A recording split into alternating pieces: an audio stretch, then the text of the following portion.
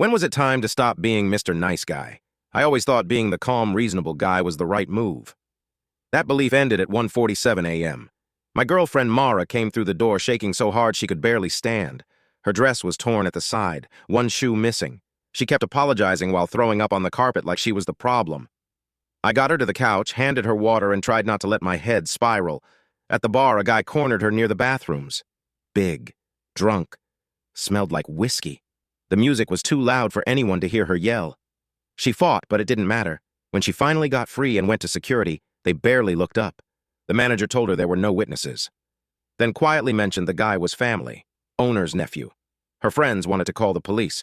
Staff threatened to ban all of them from every club nearby for causing trouble. Other women pulled her aside and whispered the same thing had happened to them. Nothing ever stuck.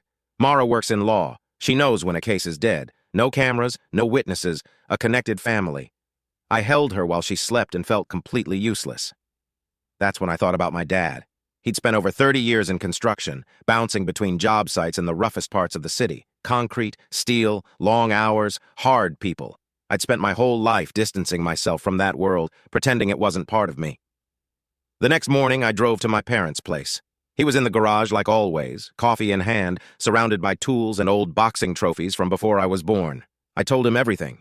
Halfway through, his face changed. Calm to focused, focused to angry. He set his mug down so hard coffee spilled across the workbench. You got his name? I showed him the club's social media, VIP photos, expensive watches, bottles on the table. My dad studied the pictures like he was committing the guy's face to memory. Then he made a few calls, short ones, quiet ones. He used first names I didn't recognize and mentioned favors that sounded very old. When he hung up, he told me to go home and take care of Mara, said he'd handle the rest.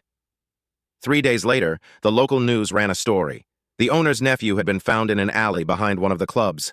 Both hands broken in multiple places, ribs cracked, face swollen, and he had a $1,000 bottle of tequila shoved up his bum.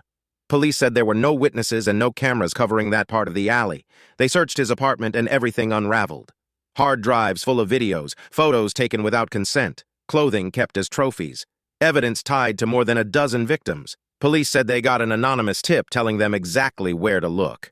Within weeks, the club shut down. The owner was arrested for covering it up and bribing officials. Women finally came forward once they knew he couldn't hurt anyone again. Mara followed every update, but never testified. She didn't need to. I tried to thank my dad. He squeezed my shoulder and changed the subject to baseball.